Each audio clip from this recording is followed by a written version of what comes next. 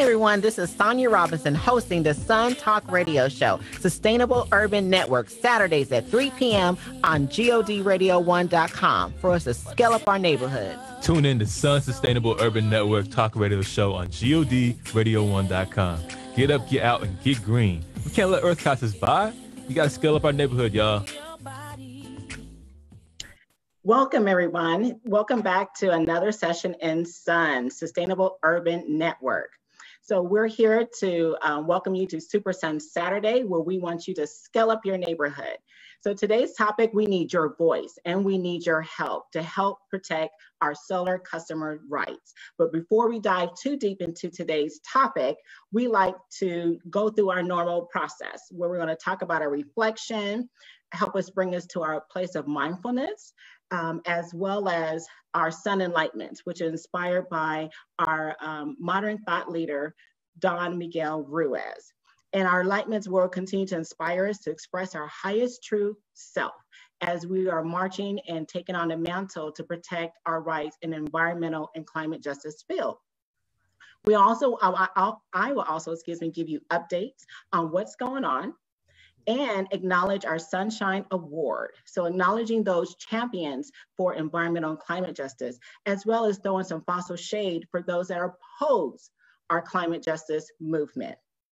So for today's show, we will discuss forward-thinking, action-driven behaviors for the best outcomes for our communities that have historically been left out or not at the table, and we want to bring us all in the fold as we move forward with environmental and climate justice. We invite you to join in our discussions, leave comments, questions, and we will respond to you throughout the show or follow up accordingly. For today's show, we have a panel of amazing top-tier experts, professional experts here to discuss around the country what's happening with our energy democracy. And they are from Vote Solar as well as here locally. So we want you to understand that our overall guiding principles, again, is for our rights and energy democracy, is sustaining equity, economic, and environmental justice in our communities of color. And I want to go ahead, before I introduce our guests, read today's reflection, which is very appropriate for today's topic.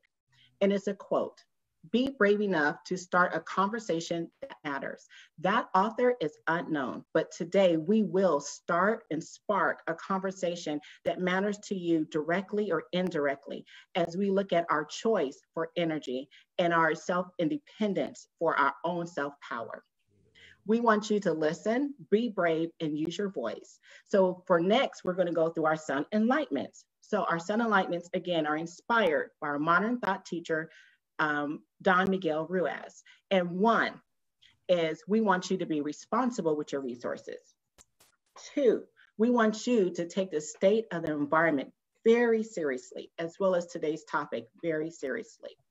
Three, don't wait for others, do your part. So sometimes we have a tendency to wait for others to start and pick up and move forward, but we want you to do your part. And four, give your best effort.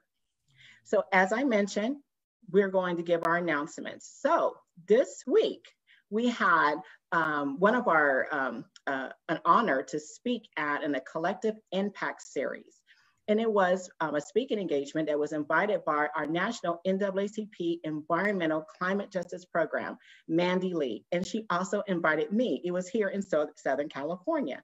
So those that was part of the collective impact series was the city of Santa Monica, the LA Community Choice Program, as well as many others. Burl Happel was the actual host of it, and Mandy Lee killed it. Okay, you guys, she gave a 3-minute pitch about green gentrification. And so today's, even though she's national, she had such an impact on her field that she represented here locally in Southern California. So she does get our Sunshine Award, and she is shining. Also, did you hear about what happened with 350? That they were successful in stopping the William Frank gas pipeline in New York. That's right, the permit was denied, as well as they cannot reapply. So there is a huge victory for that. Now, what's going on? What is a hot topic? Well, today's topic is definitely more of a national public policy. As I have shared with you, is public policy power. And we're here to discuss a topic for our collective conscious community moving forward to protect your rights for today as well as the future. So as I have mentioned in previous shows, there is a group called NERA. NERA is petitioned to FERC to end NEM, to declare that there is exclusive federal jurisdiction over wholesale energy sales from generation sources located on the customer side of the retail meter. So in our topic, we will discuss these things. And welcome today as we, for today is our Renewable Energy Solar Series, Part 2. So our Climate Avengers today, we have national special guests. We have Haley Duncan, we have Nathan Phillips, Saj Constantine, Thad Cully. We have Bill Powers locally, Rod Matthews, and Cody Peterson. Haley Duncan, she is our National NAACP office with the Environmental Climate Justice Program, and she's also heading our Entice Energy Justice Certification Program. We have Saj Constantine, is the Managing Director of, a Managing Director of Regulatory with Vote Solar. We have Nathan Phillip, the Regulatory Director of Vote Solar. We have Thad Cully, the Regional Director of Vote Solar. Bill Powers, Professional Engineer, Principal Powers Engineering, and Board Member of Protect Our Communities. Cody Peterson, a local climate avenger here, President of the San Diego County Democrats for Environmental Action, and Rod Matthews, President of Rivian Energy. Welcome, everyone. So our first opening question, and feel free to, unmute yourself as we're starting our conversation. So Bill, I want to ask you is, what is net metering? Well, Sonja, we should probably start with what's the base case for this, and that is just take any typical home that has an electric meter on it. And this home doesn't have any solar power, and the customer is just using electricity in the home, and so the electricity comes off the grid, it goes through the meter, and the meter counts. So that's the base. And each month it hits a certain number, and the utility bills you with the retail rate, and light goes on. Let's say you put a solar system on your roof. Well, now you have a power plant on your side of the meter, and during the daytime, it's sending power to the devices in your home, like the refrigerator. But usually it's producing a lot more during the day than you use at home. So it's sending some of the power back the other way through that meter. It's almost like a tie. During the day, the power is used in your home, it goes back out to the grid, and at nighttime, when there's no solar, the power rolls back in, pull it back into the house. But the netting means that over the course of the year, you're sending out as much power to the grid as you're pulling into the grid. And so let's just use a situation where your solar system is large enough that it can take care of 100% of your electricity usage during the year. At the end of that year, when you sum up how much went out and how much came in, it's zero. And so you would owe zero to the utility, and you wouldn't pay that retail rate to them. So that's the basics of net metering. Okay, so just as we're really taking more of a dive specifically with net metering and what that means, I kind of want to provide more of a framework for some of our listeners in respect to renewable energy in general. So I recall looking up and researching that in 2017, renewable energy was one of the fastest growing economies in the world. So not here in the country, but in the world. It was within the top 10. Well, in 2019, renewable energy was listed as the #1 fastest growing economy, in the world. So just kind of really want to provide some context of why we're so, not excited about it, but really cautious of wanting to protect it, because we know that here in San Diego specifically, we have 2 community choice energy programs, and it's designed to have clean, renewable energy, right? And so just want to kind of provide some of that context. So now as we continue to move forward, I also want to ask some of our Vote Solar team is, who is NERA? So NERA is the one that kind of gets the I guess, the title of Thanos right now, you know, since we're the climate avengers. So it sounds like that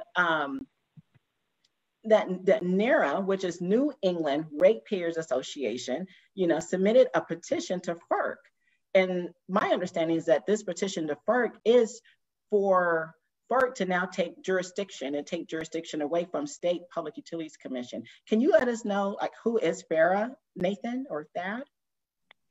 You know, it's unfortunate because we actually really can't tell you too much about NERA. And that's because they don't actually tell us or tell anyone that much about themselves. So really, we know that they're technically incorporated as a nonprofit in Massachusetts. They've done most of their work in New Hampshire and Maine.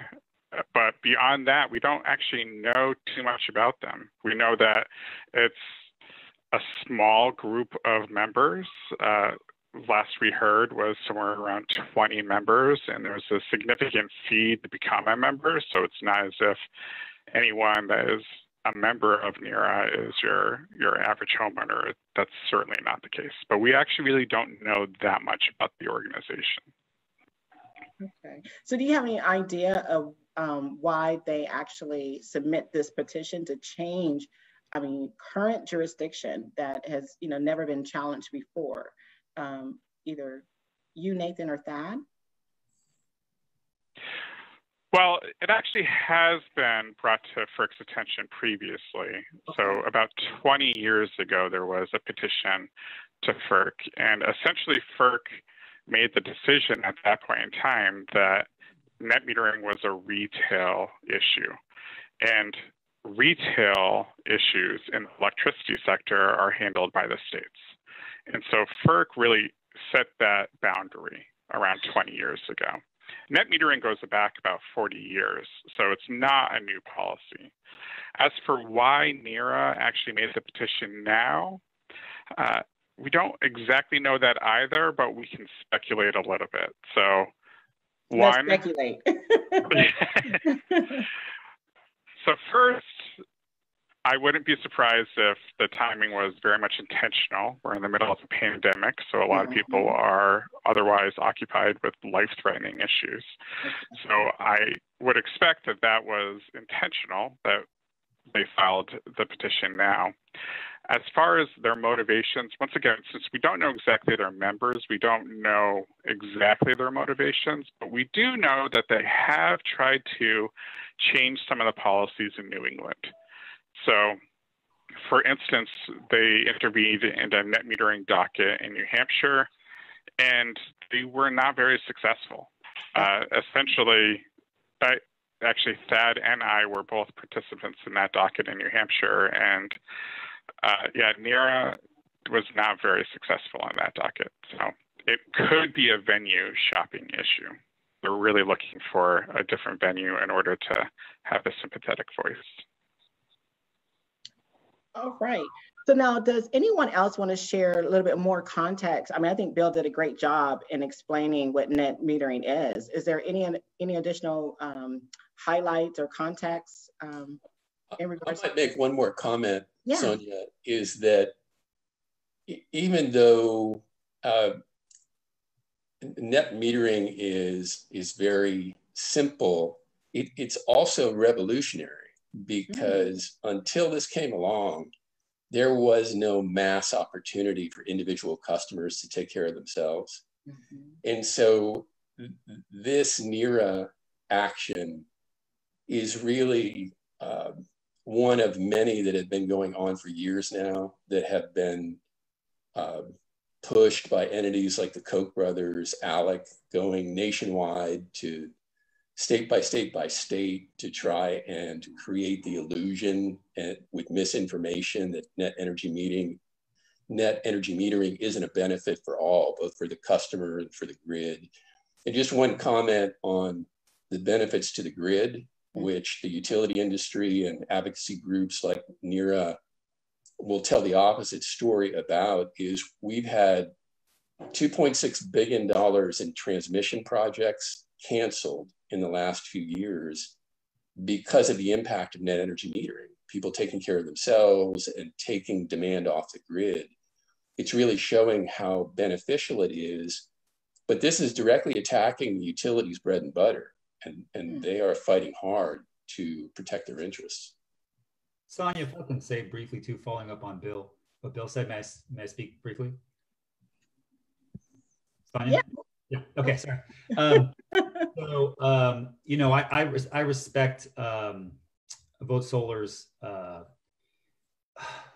circumspection with regard to speculating about the motivations. But I would say, for context, we fought regionalization of the Western grid 2 years ago, and for some of the same reasons. I mean, we wanted to stop.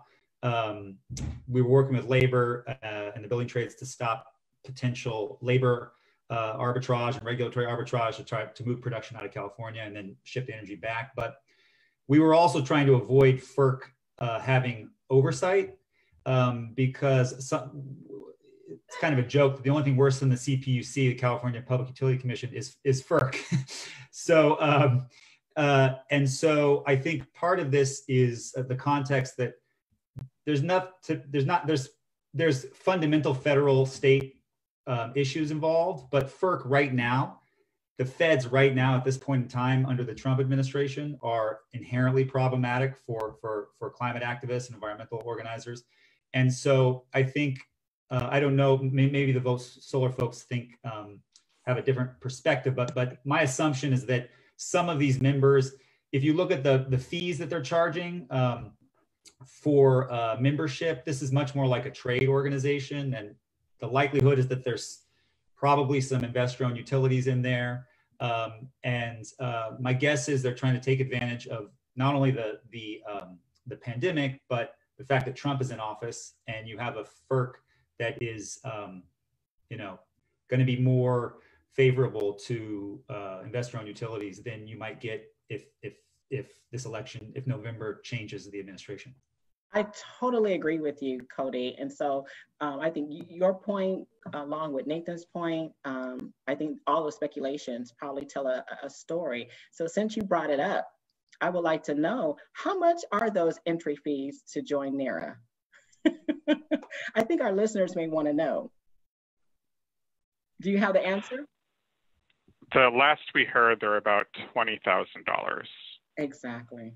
Entry fee, $20,000. And I don't think that their interests is tied to the working person. As Bill mentioned, those that want to be, you know, independent, you know, as well as doing the right moral thing as far as having cleaner and cheaper utilities, right? And so if your entry fee to join this organization is $20,000, chances are your interests may not align with the everyday working person as well. And Haley. I think we can glean. Go ahead, Brian. I think we can glean some clues from some of their motivation from their website when it says, despite the boom in natural gas, their rates are so high. So I think there's some interest lying there as well. And Sonja, if I can say from Vote Solar's point of view, we are, circumspection aside, we are very clear-eyed about what NERA's goals are and about the danger of this current FERC composition. I think we believe pretty strongly in putting the facts of a case forward and making the strongest legal and policy arguments that we can. We believe over time we win that way. But there's no question that this is in fact a shadowy attempt using the dysfunction of our federal government at the moment to try to foist this over on the states and on consumers and on communities trying to make a choice for clean energy. You got me. I think Vote Solar has no problem saying that, but you know, we do operate in these venues, and we know there are certain things we can say and have it stick, and other things that we can't say and have them stick. But let's be sure that we're clear-eyed and on the same page about this. So Sash, you got me motivated. So I didn't say what I normally say, but after that, I have to say it. Climate Avengers, assemble. I have to say that you got me motivated. You said, let's be clear. We know what that, what that line and what that story is, and we're willing to fight it. And so that's what we want our listeners, those that are tuning in. We want, when we have a call to action, there is a website. It's savesolar.org. You can go to savesolar.org if you have solar, if you're thinking about solar, if you work in the green workforce, or if you just care about this issue and you believe that we as residents here in the state of, or not in the state, but in the United States, deserve to have a choice and to have renewable energy as it is. Please go to savesolar.org and let your voice be heard. As well, continue to stay engaged as we are developing and assembling our momentum for this coalition to win for the overall benefits of the greater good for people we know, people we don't know, just because it's the right thing to do. So thank you. I just want to make sure I have that call to order in there. To Haley, I also want to ask you, could you share with us the importance of protecting solar energy customers' right as a social, economic justice for our civil rights? Yeah, of course. So when I first heard about this petition that had been put forward, my first thought was about a lot of the low-income solar customers that we have, either helped through the process of getting solar at the NAACP or that we know about. And so my first thought went right to them of, just seeing firsthand the struggle that they went through to even get solar. There's churches that have literally passed the hat around just to put a couple solar panels on their church, just for the promise of, in the future, recognizing that this is a long-term, could benefit them in the long term and, lower utility bills because of the availability of net metering. And so my first thought went to them of like, how sad it would be to take that away from them and that promise of, bettering themselves and bettering the planet. And so that's kind of the perspective that I come from, of just equity of people who struggled to put the solar panels on their house in the first place with hopes of a better chance in the future. And so to take that away would be, I think, pretty unfair and could be potentially devastating for some people. And that was kind of my first thought when I read through what was going on with this petition. And I totally agree with you. It's like an attack on our country's choice, right? It's almost also like an attack on our free market, right? So, it's like they're trying to close that up as well. Exactly. And so one more thing is, when you think about historically how, solar panels have, they have this cost burden that comes with putting them on the front end of that. And so you think historically a lot of, African-American communities and low-income communities haven't been able to enter that market.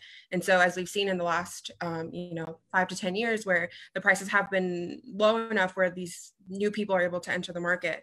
And so, just the equity perspective of that, of like the timing of now that solar is lower and more people are able to enter the market, of then being able to then potentially take away the chances of them, either trying to equal out their utility bills through net metering or any type of other mechanisms is sad from an equity perspective.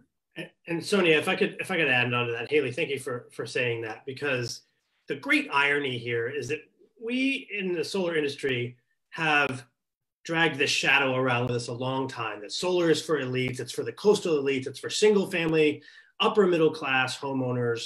And we've argued all along, at least I have been around people who've been arguing that, no, that's not why we're doing this. We're not doing this to separate the rich from the poor. We're trying to achieve market transformation. We're trying to get the prices to where people can afford to make these choices, to where everybody has an equal shot at joining in the solar revolution, at making better use of the sun's energy. And we finally get there, and a petition like this comes forward. And there's tremendous irony in that. We can call it something worse than just irony, and I think we wouldn't be far off the mark, right? We are at an inflection point.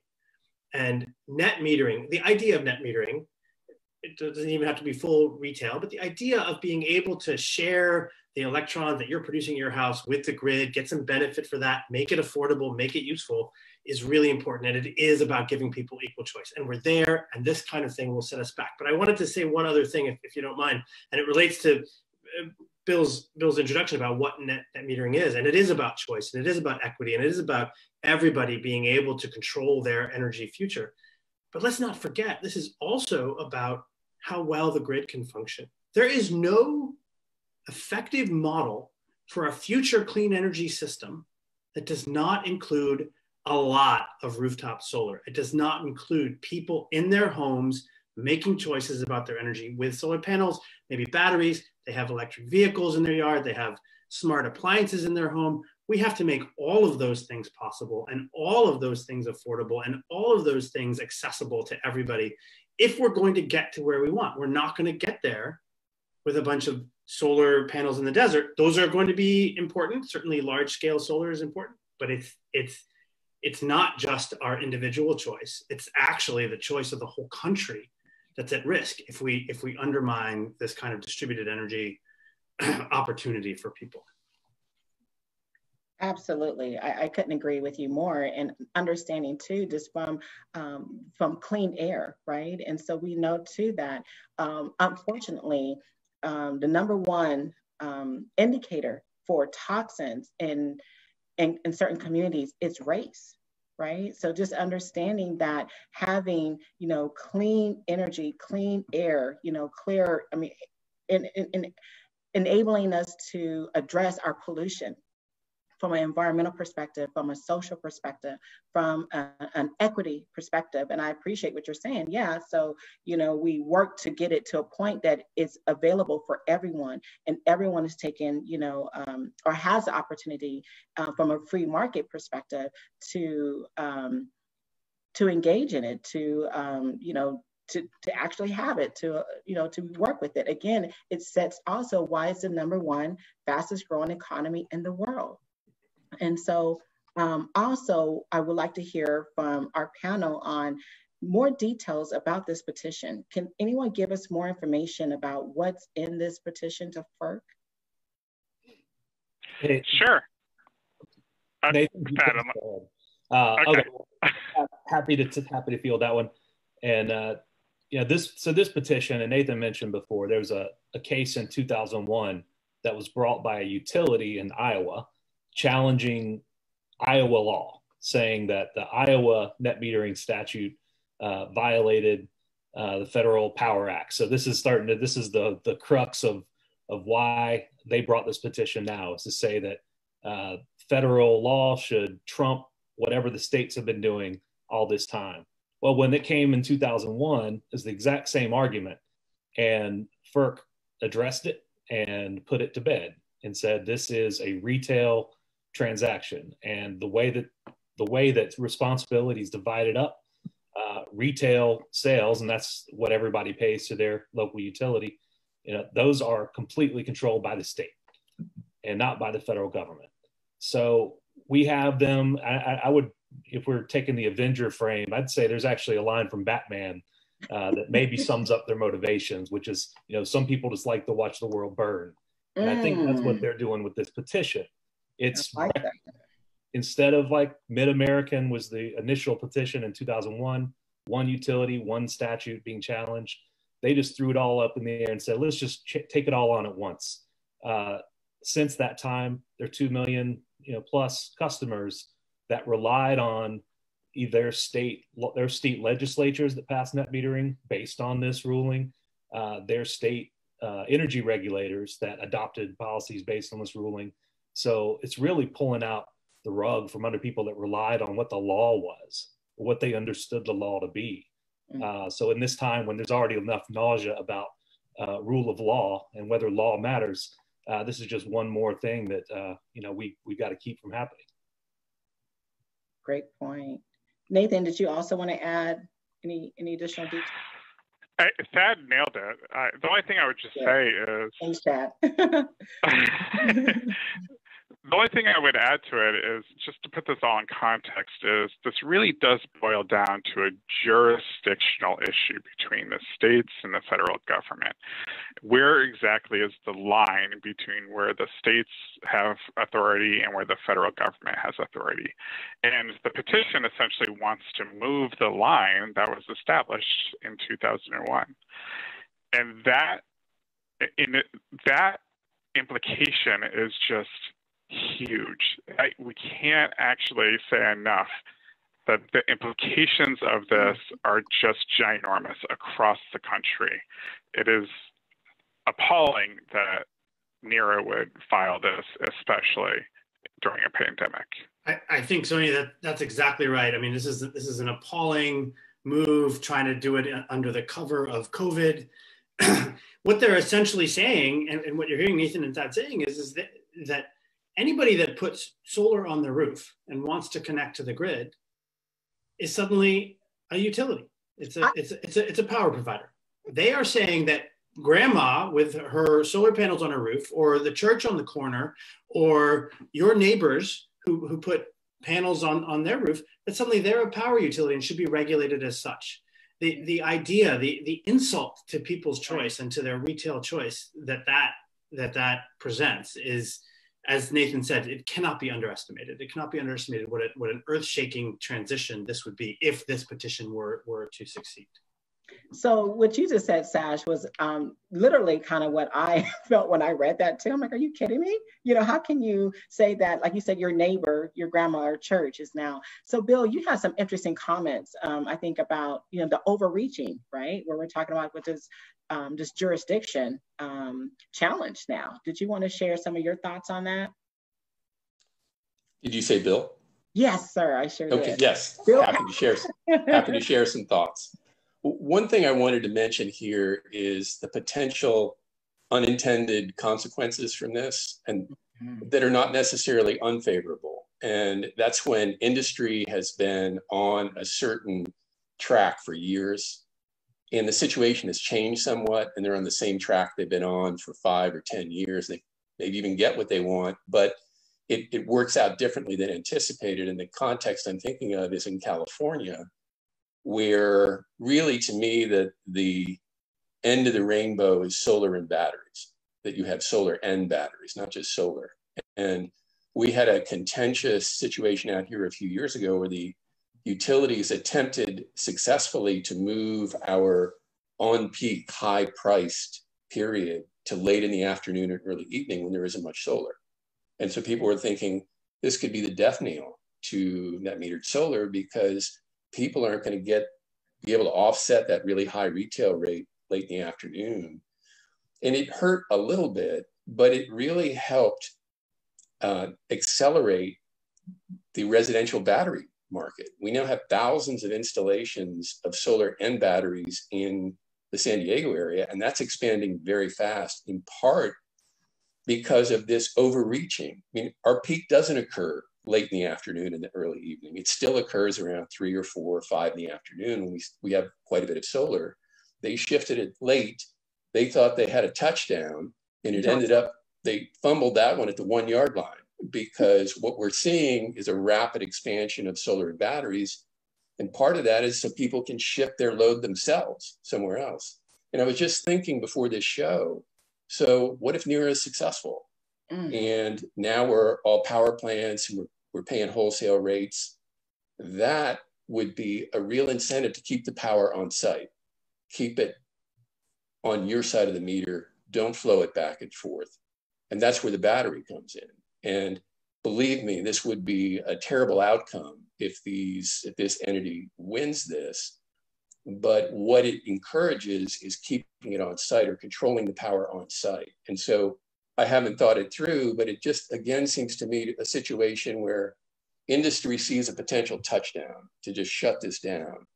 And they even get what they want, only to find that they've incentivized an even better model for the consumer. By the way, I'm an optimist. I am too, Bill. I am too. Well, that is the optimist.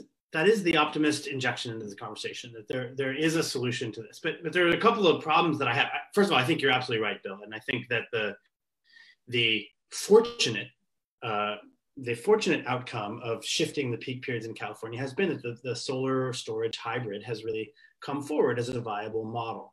But there is still a very high capital cost to that. There is still a problem for many people in society who live in apartments, or don't own their home, rent their home, or simply don't have the credit rating or the cash to buy a fully islandable solar plus battery system. So this idea of grid defection is real, but I fear that if the NERA petition wins, in the short term, we're going to see a lot of solar plus hybrid on upper middle class, single family homes, people who can afford to make that investment. And we are going to exacerbate the problems we already see with energy burden. Over time, there's no question that grid defection and we would bring costs down and we would try to make these more available to people. But I think the short-term effects of that are really problematic. So while there would be a silver lining, as Bill is saying, to NERA winning on this, I think that's something that we'd like to avoid at all costs. There are so many disparities in our energy system right now, and this would be just one more of those. The wherewithal to defect from the grid is still limited to very few people, and I think it would be unfortunate if that were our solution. And Bill, I don't think you're saying that at all. I just want to point out that from a justice perspective, we need to fight this tooth and nail, because the impacts of an end to net metering are going to ripple first and worst through communities that need it least. And also, I think with the round. I just want to say, Saj, I do agree in the short term. It would be a bad situation on the short term. And also, I think what the ramifications of that are, your more affluent people will have the opportunity, like you said, to defect from the grid. They can really island off from the grid, which will shift even more burden onto the ratepayers who are less fortunate. Exactly. So you'll see rising energy rates from that. That's exactly right. And can I also, building on what all three of you just said, for those in this industry, and I'm not, these are the area or the subject matter experts, but certainly the biggest problem, the biggest challenge in solar, we could see how we pretty much have the technological capacity now to achieve a lot of what we need to achieve.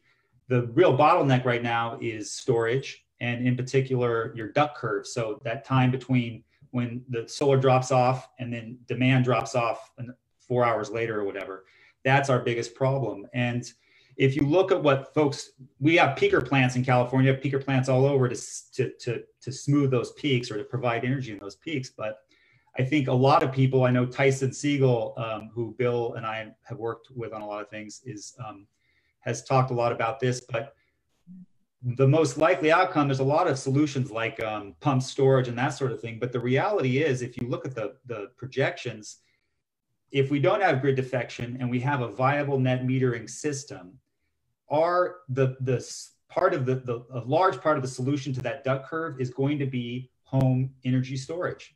So you're going to have the entire grid essentially using hundreds of thousands of batteries all over our communities to actually then help offset the needs elsewhere. You may well have a family that has solar and a battery, but you may not be using energy at 6:30 at night. You may be out to a movie somewhere. You may be out to a park, and now the rest of the community can then draw on that. So, number one, we want a lot of adoption of home battery storage, and number two, we don't want grid defection, because at a certain point, we're going to want the energy in that home battery for the rest of the grid.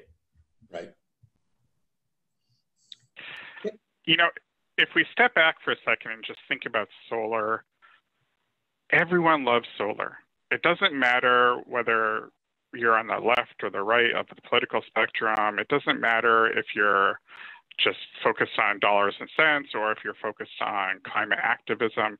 Everyone loves solar. There's something for everyone to love about solar. The people that are scared of solar being deployed on homes and businesses all around the country are the entrenched interests. So basically, the people that have something to lose by a shifting of power, and I mean political power, from essentially centralized generation, very controlled, to a very dispersed, a very distributed generation-based system. The people that lose on that are traditional utilities, people that have a lot invested in, for instance, fossil fuels and stuff. They're the ones that really have something to lose by solar. And even though we don't know who NERA is backed by, I think it's safe to say that when they're talking in the petition about, for instance, they make a claim that solar is really essentially for the wealthy, the people that have large homes and stuff, and the people that are hurt most by solar. This is a claim that they make, and I do not agree with it, but their claim is essentially people that are hurt by solar are those low wealth families. And I just find that to be an absolutely reprehensible type of argument, because in a way they're trying to defend the status quo. And we've never, ever had an equal share of the cost. Think about the health cost that communities have to bear. You know, some people have to essentially have trouble to breathe because they live near a power plant. That's not an equal sharing of the costs of the status quo. And one of the ways that we collectively can try to fight that, to try to fight the existing system, which is inherently unfair and unjust, is to step up and make a contribution on our individual level by putting solar on our roof or in our community.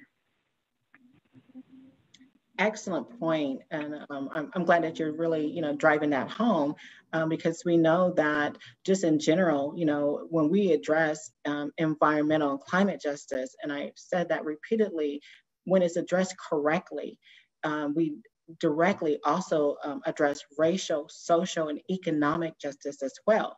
And knowing that communities of color, communities of concern, just even our working families that have, unfortunately, as you said, have higher pollution. The air is just, the air quality, even here in San Diego, in Southeast San Diego, is very, very poor. And so when you are near a coast, which we are, the ocean is supposed to be a natural purifier to purify, the air, but yet the air quality in Southeast San Diego related to even the transportation, the pollution. So when you're able and you have a choice to use renewable, clean energy that oftentimes are more economically beneficial for communities of concern, that's the direction we want to go. Again, addressing it directly and correctly helps in just the overall social justice that's still very well relevant today. So definitely appreciate you sharing that, Nathan.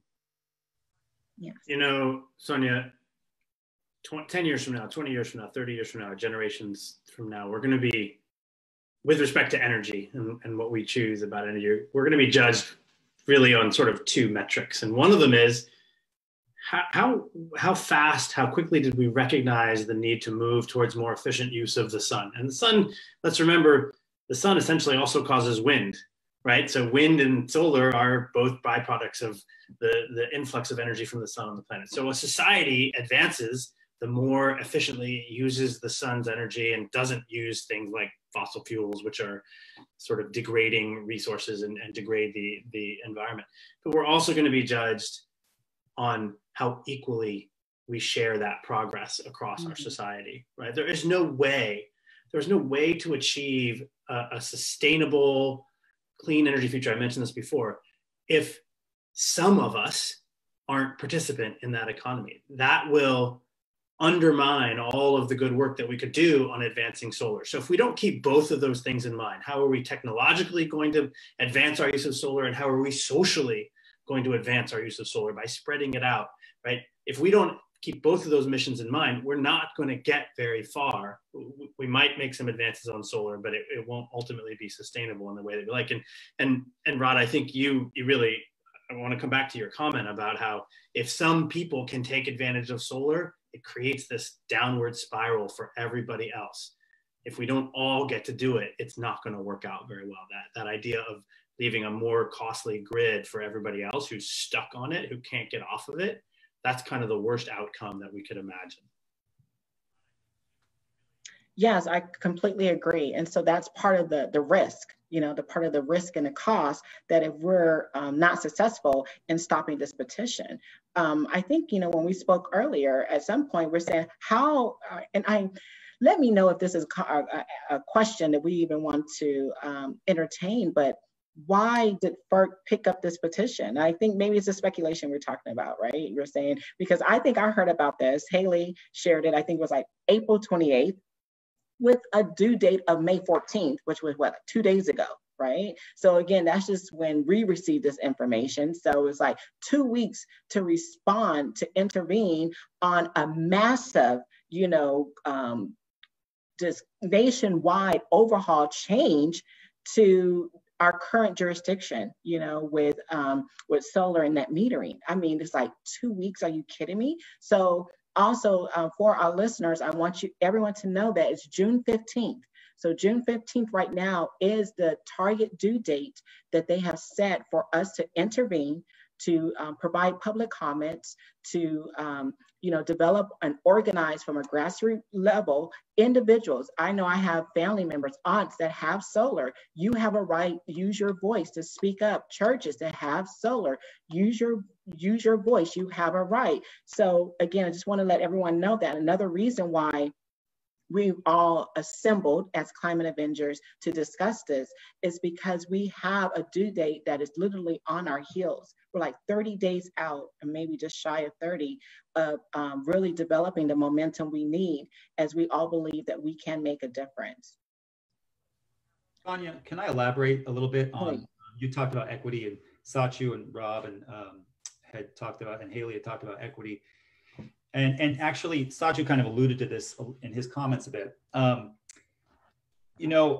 There are serious equity issues in home solar, and a lot of folks in the solar industry are trying to wrestle with that. But there are, a home solar unit or a residential solar unit is an asset attached to an even bigger asset. Mm-hmm. So, if you have wildly divergent home ownership rates, you can try to develop mechanisms, and folks around the country are trying to develop mechanisms whereby folks that don't have homes can benefit from home solar. But when it comes right down to it, San Diego, for instance, you've got 48% home ownership rates for white families, and you've got 20% home ownership rates for Black families. And so when the question is a residential unit, a residential solar unit, you need a house to put the unit on. So you can do a lot sectorally, and certainly if NERA was to get its way, you would see most likely, I mean, there's a whole bunch of what ifs, but most likely if, 2 years from now, 3 years from after all the litigation was done and whatever, if we didn't win in November and change course at FERC, you would see a reduction of the rates that utilities pay, right? What did he say? What does that say? All right, go ahead, Cody. I'm sorry, I didn't mean to interrupt. Sorry, you would see a reduction in the rate that utilities pay to residential providers, and that would affect your amortization timeline. So, at root, you pay up front for an asset, or you have there's a lot of financing arrangements for home solar. But let's just say it's an asset and you amortize the cost over a period of time. And if the rates that are coming in from your net metering are reduced, that's going to push back the timeline at which that pencils out. That's like one of the likely outcomes if all of that came to pass. But really, I think this gets to, and I really applaud the efforts that folks in the sector are advancing to try to change the equity at that sectoral level. Because even if you control for income and home ownership, you still have much lower levels of adoption in communities of color. But ultimately, this is why climate and environmental activists are almost necessarily at this point progressive, in the sense that, like, when you're looking at this thing, you can see that sectoral solutions are not adequate. You want to do everything you can at the sectoral level, but unless you address the basic inequality of intergenerational wealth, of income, of health, of home ownership, of the price scissors that have emerged between wages and assets over the last 40 years, unless you can address that, you can get that black home adoption rate up to 87, 80, 90%. and you still are working uphill because only 20% of African-American families have homes to put solar units on. So I just say the folks, several people have mentioned this, and everyone on this call is well aware of these issues and are trying to do things sectorally to address these. But ultimately, we're all very much committed to doing things at much deeper levels of our society and economy, because these things will not be solved ultimately sectorally alone. You're correct. And that's why you're part of our Climate Avengers. You know these issues, and you're right. So I'm glad that you brought up that there's, more systemic issues, right? And so, and we're going to, that's why we have the show too. And I know you'll be on again, right? Just as well as Bill and many others. So, we're right now, our topic and our focus is, because I believe too, one of the outcomes is that if those that do have solar, because there are programs also, Grid Alternatives also offer programs for communities and their communities of concern to have literally free installed solar, right? So we know that there are programs to address that equity gap that you just highlighted for us, that our communities feel, right? So, that live it and that experience it. But we also understand, and I would like our panel to address this, that if this, one of the costs of this petition being approved would be that it can potentially increase the bills for our solar customers. So those that are being good stewards of the earth, those that are being, are leaders and demonstrating of the right things to do for our environment, can risk of having a higher electricity rate if this is passed. And I would like, that's a question, and I would like somebody to confirm or answer it. Yes, Sonja, I'd love to tackle that and circle back to your question about, why would FERC take this up in the first place? I think first, yes, absolutely. If you were to grant this, if FERC were to grant this, it's going to have a very material impact on customers that have solar now. And I think it's an open question as to whether states can safeguard them, to say, well, you made a bet thinking that state law was good enough to kind of hang your shingle on, literally. And that, I don't know that they're going to be able to have that. That's an open question. And that's just a huge uncertainty. And I think this goes to the thing I wanted to circle back. Why would FERC hear this? It's a bit of a narrow, this procedure they're seeking, getting declaratory opinion. So just having FERC issue its, grand fiat, this is how we interpret the law. That in and of itself just gives you a tool that you can follow up with FERC again and say, all right, now make it all go away. What it is a tool of uncertainty, and they don't have to show that they are an aggrieved party. Like normally in court, you have to show that you've got standing, that you've got an injury that the court needs to redress. I mean, as a lawyer myself, it's like, that's a concern of mine is, what is the cost? If we're just going to open up Pandora's box on legal proceedings, what is the cost? And it's an access to justice question too. If anybody that has $30,000 to spare can create this huge uncertainty at FERC and make everyone else scramble and spend their resources to respond to it, it just hangs there until FERC decides to deal with it or they don't. It's discretionary. So it's a real unfortunate. This procedure creates I think a lot of problems for where we are right now, and that's one of the reasons that we want to make sure it's just a very decisive win, that we don't see this come back again, because it's really not fair on every level, including that idea that you're going to have to hire a bunch of lawyers to fight this in every state and start from scratch. So a lot of those things keep me up at night. Yeah, I'm glad that they do. So I have two follow-up questions for you.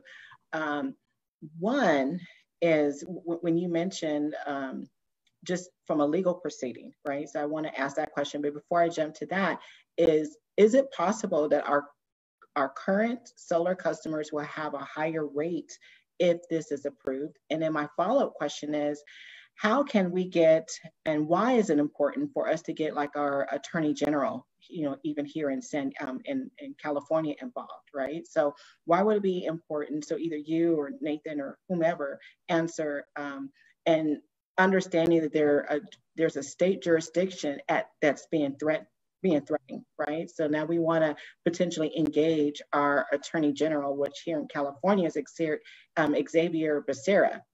Can you kind of explain to me or explain to us, the listeners, of the benefits of engaging our Attorney General, and also are our solar customers and potentially with risk having a higher rate of their own utility that they currently have now?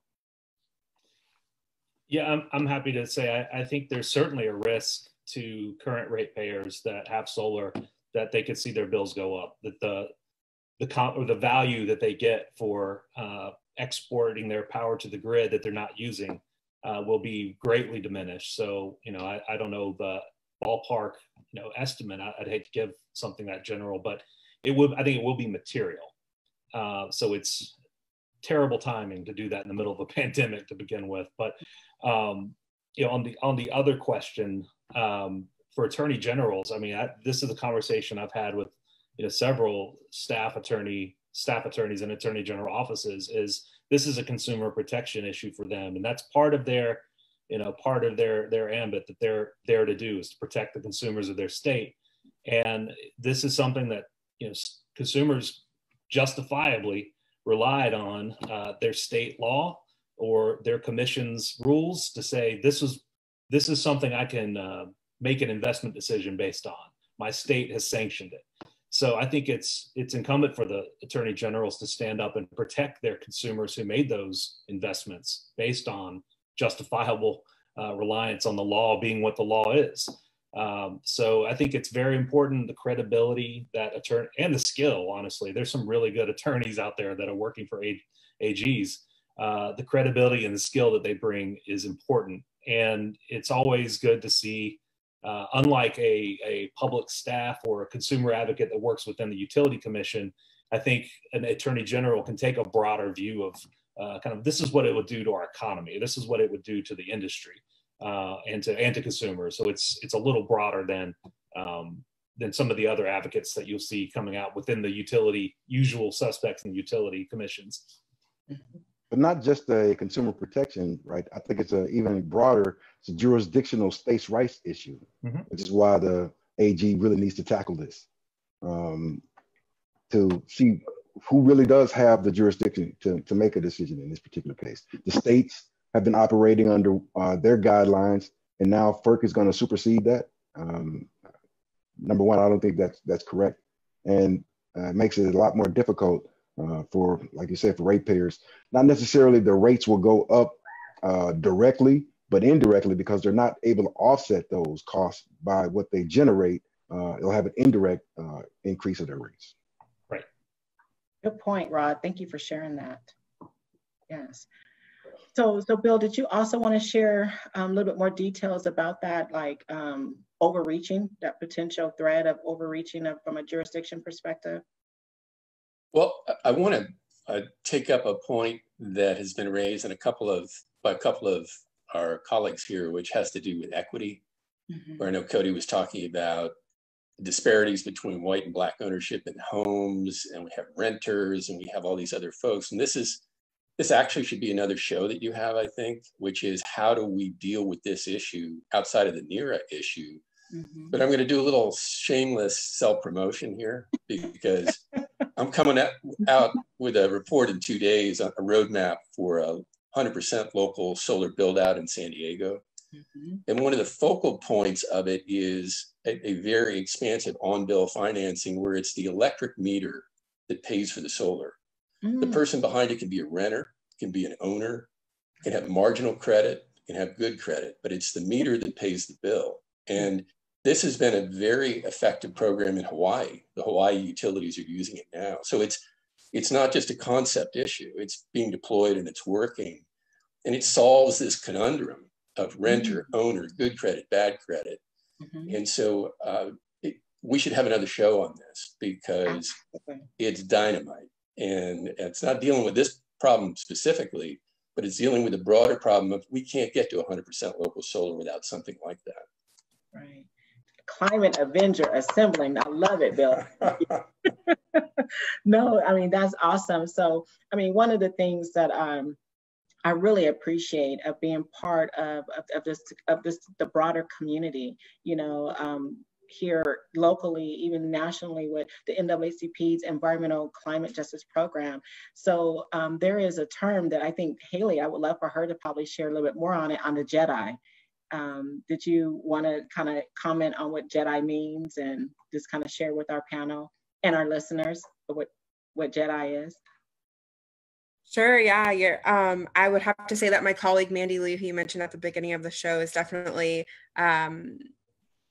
the better suited person to explain it. But Sonja, please help me out if I'm not wrong. But I believe that it is justice, equity, the D.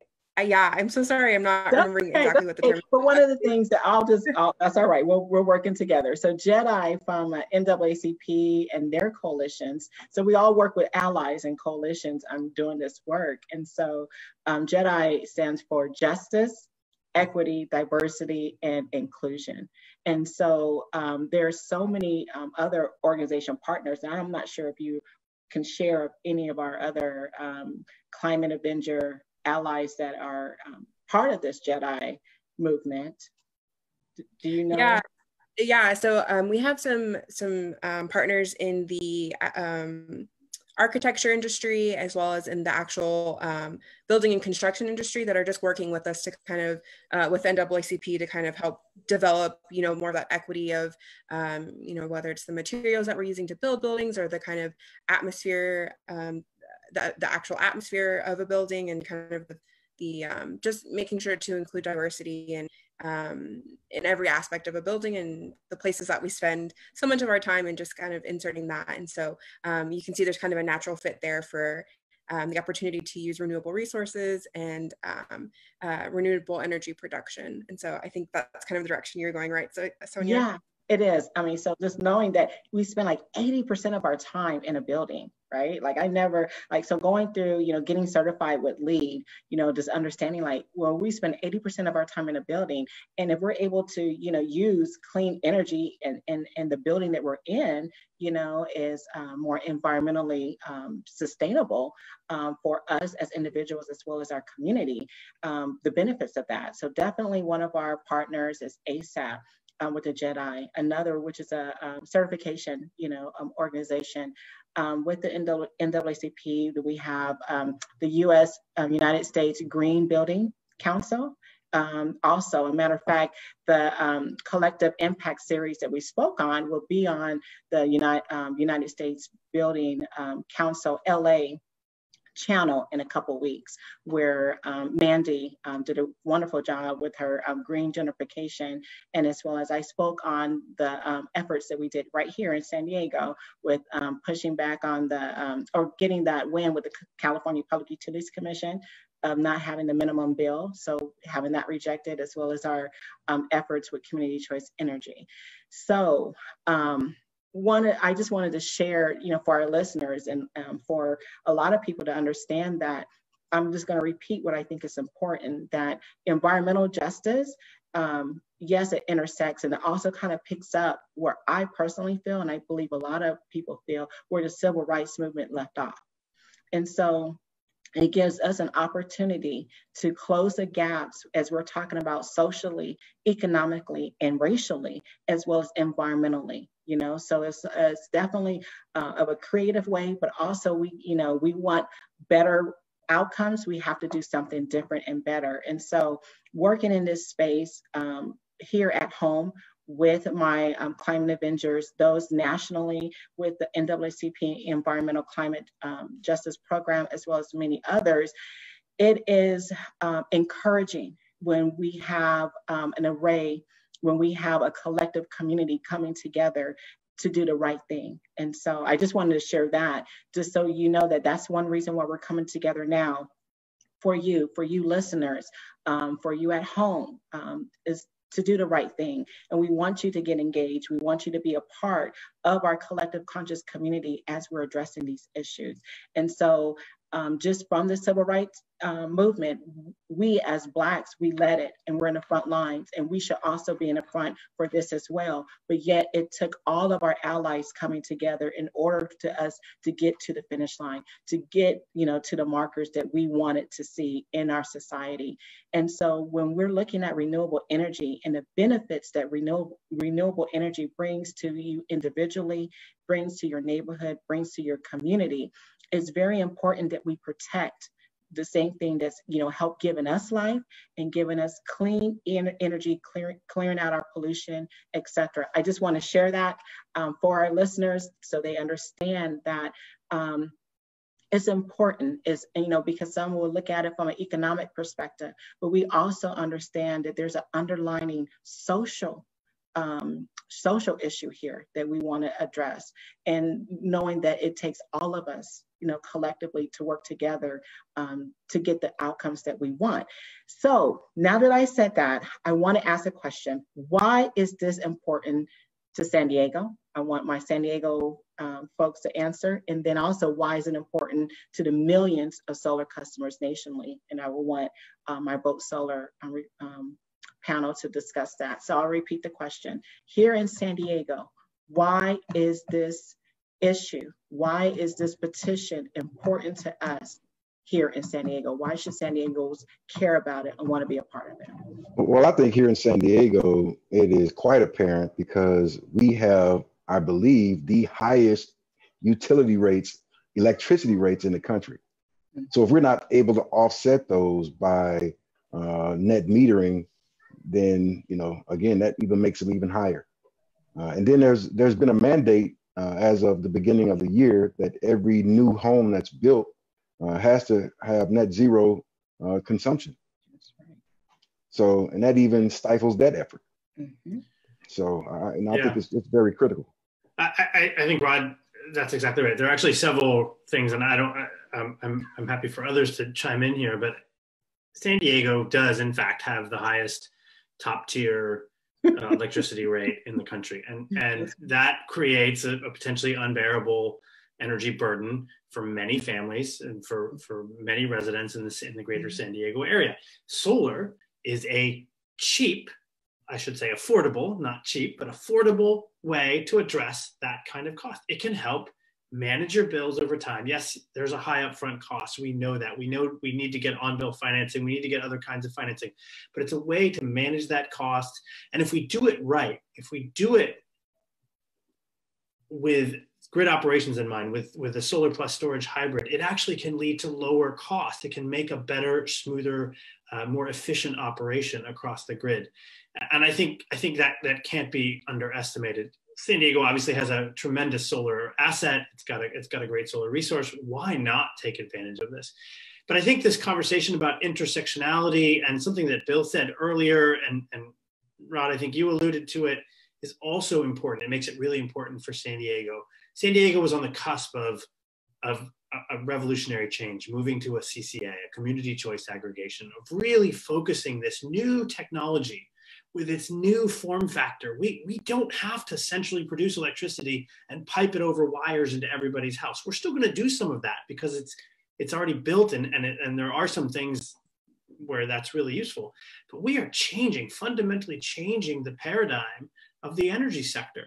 And an elegant net metering opportunity, an elegant way for all the homes in San Diego, across the country, to join resources through the grid, through net metering, to balance out the inflows and outflows of energy.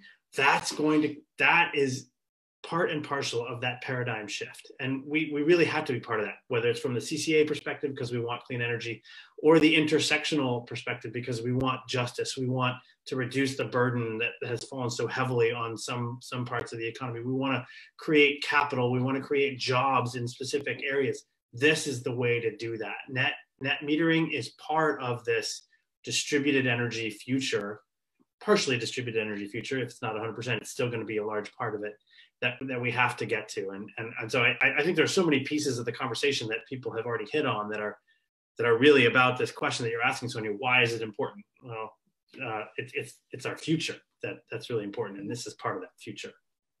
And Sonja, can I say as a San Diegan, I mean, it's important to recognize that these sorts of attacks, which, you know, whether it's Trump attacking our air quality standards or emission standards, this is an attack on California. It's not just like a random, this would have a disproportionate impact on California. California has not only the most installed capacity, the most units, it also has the highest rate of adoption of solar. And San Diego has been the solar capital several years. I don't know if it currently is right now, but it's certainly one of the top 3 in terms of solar installations in the entire country. So this is a direct attack on California and on the paradigm, the energy paradigm, which Satya just spoke about, the distributed energy paradigm that California has really spearheaded. So I think that we have to see this not only as an attack almost specifically on California, but as part of an overall attack on a lot of different levels, whether it's conservation, environment, air quality. This is part of a fairly concerted effort to attack the vision for our future as a country that California has really pioneered. So Cody, it sounds like you've taken this very personal, and I appreciate that you've taken it personal. And so in that light, you're right. California, we lead from an environmental perspective. We have a lot of legislation that supports our movement, right? So, our SB 100, we can go on and on and on. As you mentioned, AB 813 from that regional that we lobbied for as well. So I love the fact that you're taking it personal, because I know when you get fired up from a strategy organizing perspective, yes, I'm on your team. Sonja, I want to make one comment, follow up on what Rod was saying about zero net energy requirements. Is that this is an ironic situation for the state, because every new home built in the state has to have rooftop solar, or some debate about whether it can be community solar, but basically every new home has rooftop, and that isn't in dispute. That's just part of our program in California. And so it's almost as if this is a Rip Van Winkle experience, where we've already been there for years and years and years, and now we have this strange attack, not strange from an industry standpoint, but it's just so far in our past in California. But I also want to distinguish between California as individual Californians and California as California utilities. California utilities are dug in hard against rooftop solar. It's been the grassroots pushback due to all sorts of shenanigans, the California energy crisis in 2000, 2001, which was basically fraud. And we've had incident after incident after incident in this state of the utilities dropping the ball, doing boondoggle projects, stacking rates. And you mentioned the minimum bill that was just beaten back.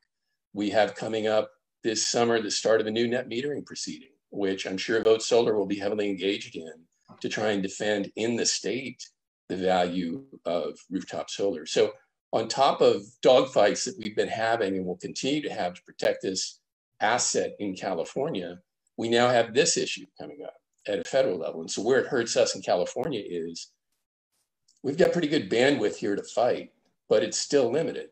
And we can't keep spreading thinner and thinner to fight more and more battles over issues that we thought we'd won 10 or 15 years ago. And because we did win it, and because we won it, we were able to capitalize on it and benefit from it. And I think now they're trying to take those benefits away from us. Right. Right.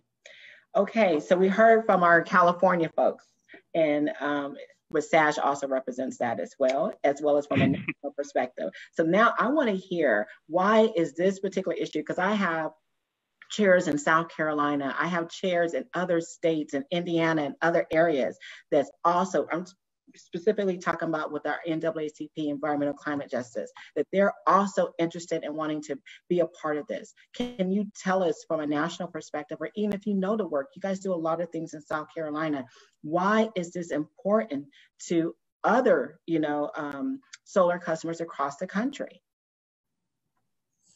Well, a lot of the reasons are the same that were just articulated for California. But the reality is there's a reason for everyone around the country to be really angry about this petition, because it has the potential to impact all of us. So especially the individuals that have already taken the plunge and have adopted solar, but everyone benefits from that solar by reduction in pollution, reducing the cost to operate the grid, etc. So we're all impacted by this. And if this petition actually gains any traction, it's going to have an enormous impact on the future adoption of solar, at least on the distributed level. So a potential customer down the road, if this petition is adopted, what? So the laws that are on the books, I can't actually rely on those. I can't actually have any type of certainty that if I install this system, I'm going to be, fairly credited for my power. So it's going to have a chilling effect on the distributed solar market, on the rooftop solar market. So it's extremely troubling. And this is our future. We have to start acting now if we really want to have any type of realistic impact on the pollution, the climate. Like all of these systems, the existing systems, need to change now. And it's going to be extremely difficult to do that if this petition essentially undercuts all of the state rules across the country. I'll speak up for South Carolina just because I do a lot of work there. And, just last year was part of an effort to lift. They had a cap on how many households could have net metering, and we're hitting that cap. So we went from, I think, 300 statewide net metering customers in 2013 to now we're past 20,000. So I think that's another story to tell is every map you look at, when you look at energy policy, renewable energy, the Southeast always has this kind of empty, there's really not much going on. They don't have renewable portfolio standards other than my home state in North Carolina. So it's been a bright spot to see South Carolina rooftop kind of take off. And it's poised to go higher now that we just got a law passed unanimously in 2019. Virginia just passed a 100% renewable law, which also raised their net metering cap. So you have southern states that have made moves relying on the fact that this is still good law. And I expect those states to stand up and have their voices heard on it. But yeah, the South is catching up, and you don't want to take away the main driver that's helped rooftop solar grow across the country. Now, if you're just because you're a late adopter, you're late to the game, you're not going to have that anymore. So I think that's a real impact for the Southeast. And I will mention one other thing: New Orleans. A lot of people don't know that some of the highest solar penetration in the country is there. I think it's about 5% of households have rooftop solar. It's over 8,000 or 9,000 customers on the city. And a lot of those systems were installed as part of, I think, like a company like Posigen that focuses on folks with limited income households and provided a kind of a standard package, bundled energy efficiency and solar. So they're counting on net metering. And you go around the city, it used to be just like the $1 million houses on Audubon Park, that these gorgeous mansions that had solar and nowhere else. But now it's everywhere. It's really I can directly attest to that. I have family. I'm from the area, and I have family members there that at least 4 of them, and they don't live in affluent neighborhoods, and they all have solar. So I can definitely attest to that. And I will just say, Nathan and Thad won't toot their own horns, but they both have been instrumental in helping push the policies that encourage net metering, that encourage distributed generation in the Northeast for Nathan and the Southeast for Thad. Such incredible work. New Orleans and Rod, I'm excited that you've seen that, because we're seeing that in a lot of communities. We're seeing that in the Midwest. We're seeing that, you know, in Illinois and Minnesota and Michigan. There's a hunger for this, and you've heard some of the reasons, Sonja, why it's important. There's the customers that already went there, 1 million plus in California, 1 million in the rest of the country. That number is going to grow exponentially if we let it. This will kill that growth. So jobs are at risk. Local economic development is risk. Grid operations are at risk. As I said before, there are no viable models for a clean energy future that don't include significant rooftop solar and battery installations. We can argue about regionalization and some other things, but that piece, I think we can all agree that has to be there. So individual customers' benefits are at risk. The grid is at risk. Let's talk about hurricane season coming for New Orleans, for North Carolina, for South Carolina. Let's talk about the public safety power shutoffs that we're going to face here in California. There are a lot of reasons why we should be encouraging rooftop solar and batteries, energy resiliency down to the community and the individual level, whether you live in an apartment building or in a single family home. You want solar in the vicinity around you. We know from studies we did after the hurricanes last year and the year before, places with high concentrations of solar were up and running faster. People suffered less as a result of that solar being there. A coal plant gets flooded, you can't restart that right away. Right. A gas plant gets its pipeline cut off, it can't do anything. The sun will come out after the rains, after the wind. It will come out, and we know that communities all across the country, whether it's on, you know, the Gullah Islands in Florida, and Florida is facing inundation right now, right? And solar, rooftop solar, and the piece that NEM, net metering, plays in promoting that rooftop solar is one of the absolute most critical steps we can take going forward. So there's a lot at risk. Rod, you about to throw some beads to me, so thank you. I saw that. You know what song I heard? And one of the songs I heard was "The Sun Will Come Out Tomorrow," right? When you're saying, like, you know, the coal plant can't turn on tomorrow if there's a, you know, a hurricane or a catastrophe or the gas plant, but the sun will come out tomorrow, right? Can I ask a quick question? Don't ask me to sing. Quick question of Thad on the politics of South Carolina, which has a reputation as the reddest state in the country. Is South Carolina going to weigh in on this in favor of maintaining the current net metering standard, or are they going to stand down? Well, I certainly hope they will weigh in on it. I think there's a lot of bipartisan support for solar, and it's grown over the last few years. It's become it's a very popular issue. We did some polling on this in 2018, or actually, it was right at the beginning of 2019, and I think was it statistically 100% within the margin of error. We had like 96% said, I absolutely have the right to put solar on my roof and use it. You know, and I think 80% liked net metering, supported net metering once you explain what it was. So the popularity is picking up. I really do hope to see some prominent voices in South Carolina step up and you know, make their voices heard that this is our deal. Stay out of it. Yeah. Good.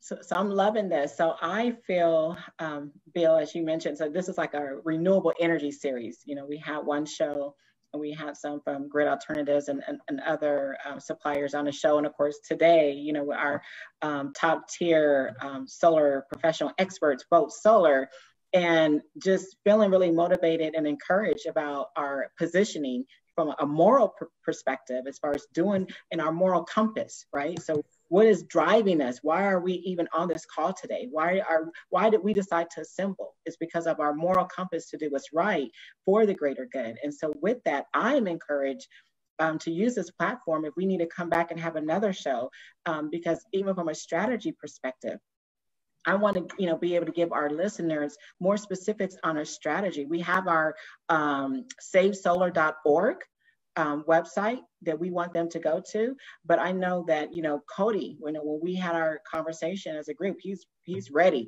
from a strategy perspective. Okay, what elected officials, legislators do we need to talk to? So just kind of sharing with our listeners some of the things that I've been able to do in preparation for this show. I know that some of our local San Diegan legislators and and elected officials are either listening or will be listening, right? And so they're already starting to tap into it. So talk to someone from Dr. Weber's office, right? And they're like, yep, thumbs up. So they're used to me coming knocking, and Dr. Weber, she comes through, right? she's one of our major, climate avengers here in San Diego as a legislator. Barbara Bree, our city council pro tem. She said, yes, Sonja, I'll be watching. So, we also would like to, use this as a platform from a strategy perspective. So we're looking at it from, local San Diegans get involved, state. So then there's other chairs. There's other environmental climate justice chairs and presidents with the NAACP. There's also, like I mentioned, as we talked before, and thank you, I think, was it Nathan or Thad that said that, you guys have a letter, because they're like already ready for the letter. So building out that state, and then of course across the country, tapping into our grassroots movement. So does anybody want to share any thoughts or advice from a grassroots strategy of what our listeners can do? Not just listen, but we also want to act now, because we only have 30 days or less to try to make a difference. Thanks, Sonja. Vote Solar is working with organizations all around the country to fight this petition at FERC. What we have tried to do is make sure that there's an opportunity for everyone to participate. So we have the SaveSolar.org website. That's an opportunity for individuals to go there and actually participate and say, we object to this petition. Please, FERC, reject this petition outright. Then there's an opportunity for organizations to actually participate. So Solar will be releasing in a few days a sign-on letter. So there's an opportunity for NAACP, sign-on national, and then each of the chapters if they so desire. And there's also an opportunity to participate on your state level too. Because we really need the states involved in this, because the states are really impacted on a jurisdictional level. We need the states to actually defend themselves in front of FERC and say, do not step on our toes. Like, we have the authority over retail policies. FERC, do not overrule that. And so we at Vote Solar have been trying to provide a platform for everyone, because we understand that it's not necessarily easy for any individual or organization to participate directly at FERC. So we're trying to provide platforms for everyone. Great, thank you so much. Any other comments, that anybody else want to share to our listeners? Any other message that you want to get out? Climate Avengers Assemble. Thank you, Sonja, for putting this together. You really have grown into an amazing climate leader here in San Diego. So I really want to appreciate everyone on this call. I mean, you guys were amazing. It's an honor to be on the call, and thank you. Thank you for organizing it, Sonja. Oh, absolutely. I just want to say thanks for including me and us in this conversation. This is what it's all about. It is intersectional. It is forward thinking. It's about who we want to be as a community, who we want to be as a nation, and these kind of conversations is really how we're gonna make that happen. Oh, thanks, Sash. I'm very glad to see Vote Solar so engaged in the NAACP as well, because this is a very big deal. Mm-hmm. Yeah, I wanted to thank you as well, Sonja, for doing all of this. And so when I forwarded that email to you, I never expected for all of this to happen. But I think this is definitely the ideal case of how to take action and make sure that your rights are being protected, and that we're also protecting the planet. So thank you for both the invitation to be on and for being so active in trying to fight against this. Thank you, Haley. Thank you for all you do. You guys are amazing. Yes. So I think we'll go ahead and just, yes, power to the people, right? I love it, Cody. So I think we'll decide that, of course, we're going to convene as a group as we're, getting our strategies together and open it up. I just want to keep it, flexible, that if we need to convene again on air, as far as the steps we're taking, those that are supporting us from our legislators, our elected officials, those that are in power, give our listeners an update. Let them know, where we're at and where we need to go, and that we're eventually come back with a victory. So thanks, everyone. Excellent. Thank you. Thanks, everybody. Bye-bye. Thanks, everyone. Enjoy the rest of the weekend. Yeah, thank you.